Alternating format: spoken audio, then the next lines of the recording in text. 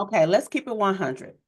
How many times have you started saving money, super motivated, super pumped, and then boom, something happens, life happens, knocks you off your game a little bit, and now you're back to being the transfer queen, transferring the money from your savings to your checking to buy something that you can't even remember you bought, right?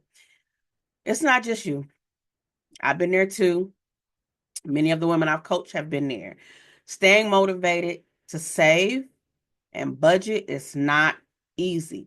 But today, I'm going to show you, just share some tips with you that will help you save the money that you set a goal to save. So you're going to achieve that goal, actually feel excited about it, and begin to change your whole financial structure. If you think you don't make enough money or you don't have enough information, I promise this video is going to change your mind. So stay with me to the end because I want to make sure you get the tips so that you too can now live a life free of financial stress. Welcome back to my channel.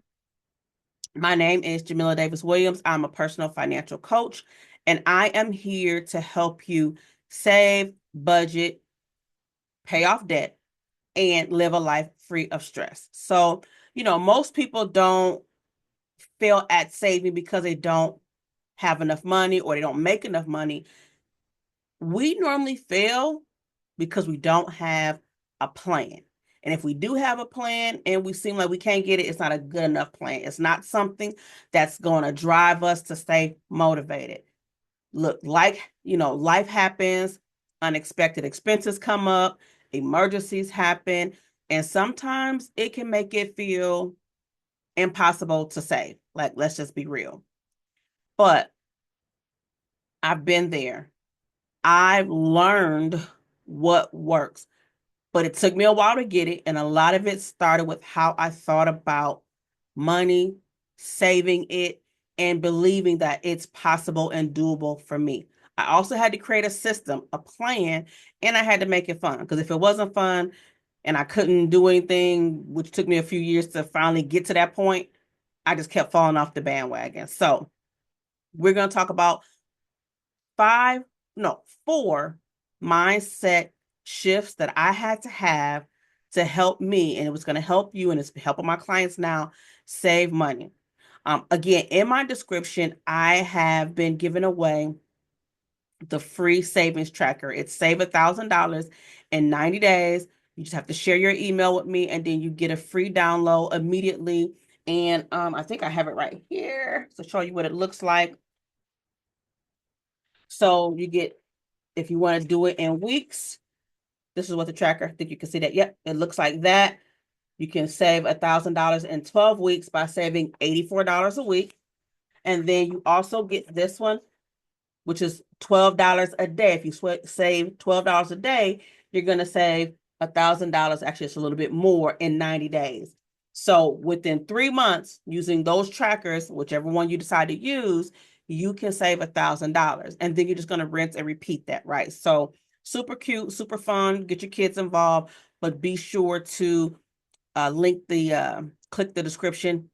I'm sorry, click the link in the description to get your free tracker today. So let's start with key point number one. You have to create a powerful why. Why are you saving money?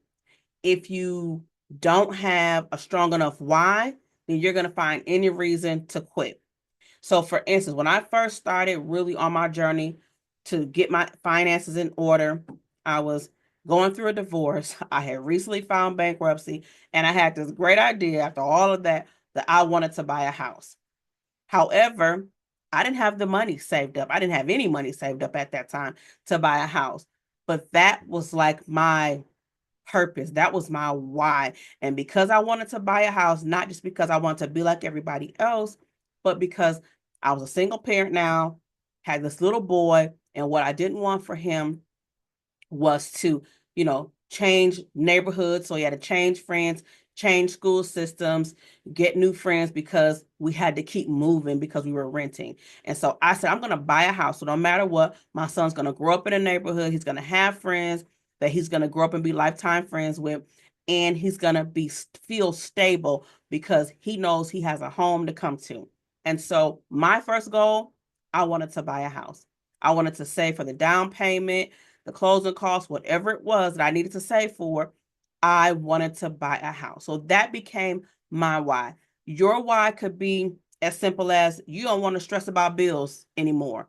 You want to make sure that you have enough money, have enough money for your bills, but also if there's an unexpected expense, you don't have to take your bill money to take care of that expense, right? You can still move forward because you have some money in the bank to take care of that unexpected expense.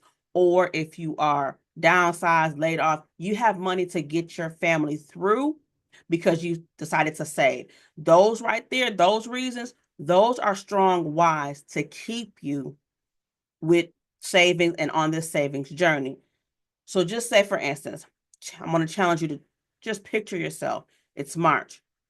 What do you want your savings account to look like March of 2026? What goal are you setting, right? What are you trying to accomplish? Take your kids on a once in a lifetime trip every year. That's a great goal. That's a powerful why. Buy a house, save for your closing costs and down payment. That's a powerful why. Uh, you might just want to take a girls trip because you haven't been able to do anything because you've been taking care of everybody else and you want to take some time to get away, right? You want to save for a trip. That's a powerful why. So I want you to start thinking about, what do you want to accomplish 3 months, 6 months, 9 months, a year? What do you want your savings account to look like so that you can create make some of these dreams that you have into reality? Again, make sure your why is strong.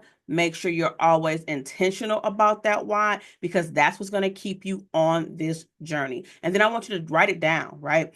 I have this little binder here. So like my little sheets that I have like this, I have them on my refrigerator, but I also just have this little cheap little binder, an extra one I think I bought for my son's school and he didn't use it. And so now I'm using it. So I have my tracker in there and I have my why right on the front because we want to make sure that we have a strong why, a strong purpose to why we are saving. We're not just saving for the sake of saving money. We're not doing that, right? So we have to have a strong why on saving. Key point number 2. Sorry. Key point number 2. You want to make saving fun. Make it a game, right? So we see all over social media where people are doing these savings challenges. Some, have the booklet where they have the 100 envelopes and they're numbered 1 through 100. So for that number, day 1, $1. Then the next one is $2, $3. So you get the picture. And they're using that to hit, I think it's $5,050. That could be a goal or a way to keep it fun for you. Another way, some people have it where they have the $5 bill challenge. So at the end of the day, if you have a $5 bill in your wallet, your purse, you are putting that $5 bills into your savings account. There's also no spend weekends, right? Challenge your family to not spend anything on the weekends, which means you guys got to create fun activities that are free. And then you got to cook at home, right? Make it fun. I like the reverse savings challenge, which almost is like the 100 envelope challenge, where every day, so if you start April 1st you save $1. April 2nd you save $2. April 3rd you save $3, and it goes on and on. And if you can do it until you hit 100 or 5,000, whatever your goal is, you need to make your savings fun. Get your family involved. Like for us, our son is involved. So the one I have on the refrigerator, he's always the one coloring it in. He's always the one checking to see, how much further we got to go to reach our $1,000 in 90 days. And then like when we're like, oh, we want to go do this, he's like, well, no, we can't do that until we put, our $12 in the savings account. So he's helping us stay on track, but it's making it fun. And we're challenging each other to make sure that we're saving our $12 a day to reach our $1,000 in 90 days. Okay, so you got to make it fun. Key point number 3. For many people, having the actual cash in hand doesn't work. So they have to automate their savings, meaning it needs to come directly from their payroll check, or it needs to come from their checking account over into another account. So they have it set up as an automatic transfer, or they have it set up as a payroll deduction from their payroll check into that savings account so that, hey, I don't have to touch the money, but I have it going somewhere because that works better for them. If that works for you, then you want to make sure you automate your savings. And then the other part of key point 3, you want to remove temptation to purchase things, right? Because we know willpower is a lie, right? We all have it in our head like, oh, we want to do it. But if we don't take away or don't change our mindset about how we're saving and being intentional about that why and making it fun and automating, there's always going to be something that you can buy, right? When I first started my savings journey, I was younger, in my late 20s, and I wanted to buy this house. A lot of my friends were going on trips, shopping, and I needed to hold on to this money to make sure that me being a homeowner became a reality. So when they were going to the Essence Festival and all these other things, I decided and made the decision not to go because I wanted to make sure that I was going to be a homeowner within that year.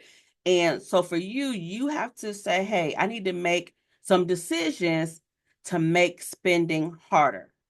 Put credit cards in when you go out to do your daily errands, leave your credit cards in your drawer at home. Don't take them with you so that you don't be like, well, I could just charge this and then pay it back.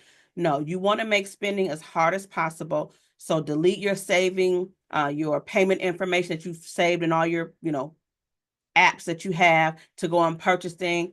Remove it, because if you got your phone and that card information is saved in your phone, you're just going to tap the phone, right? So you want to delete that information, leave the credit cards at home, spend cash when necessary. Because one thing I learned is like, if you have $50 in your purse and you are out and you see something, if all you have is $50 in your purse, you're going to think twice about making that purchase. But if you have your debit card and you have enough to cover it, more than likely we're going to swipe it and then we'll figure out how to, fix it later. So when you're out and about, have cash. So then you're thinking twice about making a purchase. So key point number 3, automate your savings and then remove temptations to spend money. Key point number 4, you want to celebrate your wins, even the small ones. Sometimes we have these big goals, $10,000 in 12 months, 5,000 in 12 months. And then we do hit like 1,500 and we don't celebrate that. So then we kind of lose momentum along the way. Celebrate your wins. If you have never held on to $100 in a savings account, when you hit $100, congratulate yourself, celebrate with your family. When you hit $500, congratulate yourself, celebrate with your family. When you hit your goal, when you surpass your goal, you want to celebrate along the way, because what it does is it creates momentum to keep going. Okay, now I hit 500. Let me get to 750. Okay, I hit 750. Let me get to 1,000. Oh my goodness, I hit 1,000. Let me try 1,200, right? Those small celebrations and like believing in yourself along the way will definitely create momentum. So again, key point number 1, create your strong why. Why are you saving the money?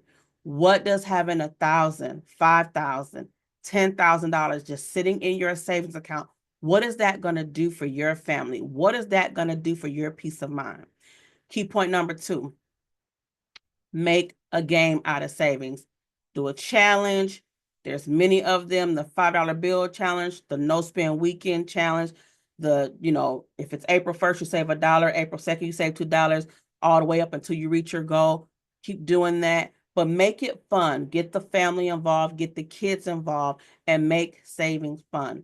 Number 3, the key point was automate the savings. For everybody, sometimes having that cash in hand doesn't work because you might not go to the bank that day to make that deposit, but automate it. Have it pulled directly from an account into your savings account that's not easy to access, that you don't have an ATM card for. Have the money move that way, or have it come directly from your payroll check so that you don't see it. So sometimes when you don't see it, you don't miss it because it just goes automatically over there. And then remove the temptation to purchase. leave your credit cards at home, how to use cash as much as possible. Because when you just have that $50, you're going to think twice about buying something that's 25, because you're like, okay, all I got is $50. So I don't have my debit card. I don't have my credit card. I removed all the payments from my phone, so I can't just tap. It makes you think twice about making that purchase and spending money. And then key point number 4, celebrate along the way. Celebrate 50, celebrate 100, celebrate 5. It just gives you momentum. It helps you see your progress, and it just keeps you getting excited about, look how far you've come, right? For many people, savings has been something that they've wanted to do, but haven't quite gotten there. So here is your chance to finally not only set a goal to save, but then to actually achieve that goal and then increase your savings along the way. All right. So that was just a few things I wanted to share with you to make sure that you're staying motivated. Now, do not forget to click the link in my description to get your free savings tracker to save $1,000 in 90 days. All you have to do is provide your email address, click the link, provide your email address. You will get an immediate download. And then I want you to join my budgeting boot camp. The wait list is out there because I'm doing them. I'm kind of dating them out to give people time to let me know they're interested. You'll get a link once you join the wait list, you'll get a link when it's time to sign up for the next one, because in there we are learning step by step how to create a savings plan, how to create a debt payoff plan, how to create a budget that works for your family, where there's some flexibility, there's some fun in your budget. So these are the things that we do in the budgeting boot camp.